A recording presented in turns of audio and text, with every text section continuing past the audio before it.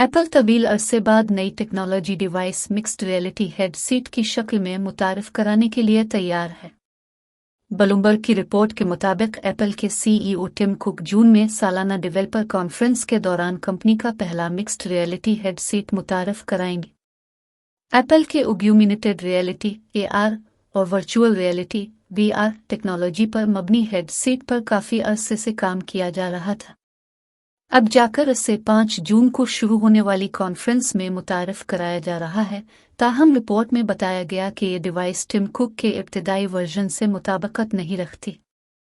Apple का पहला reality headset तजुर्बाती होगा और इसे रियलिटी प्रो का नाम दिए जाने का इम्कान है। दरहकीकत एप्पल के नायब सदर जोनी सर्जी ने इस डिवाइस को साइंस प्रोजेक्ट से तशबीह दी है। ये 2015 में एप्पल वॉच के बाद अमेरिकी कंपनी की पहली नई टेक्नोलॉजी डिवाइस होगी।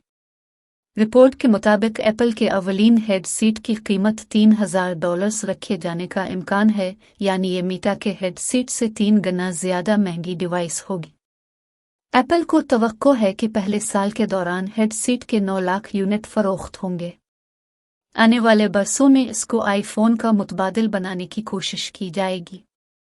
तज्जियाकारों के मुताबिक एप्पल का मकसद 10 बरसों में AR टेक्नोलॉजी को आईफोन की जगह देना है।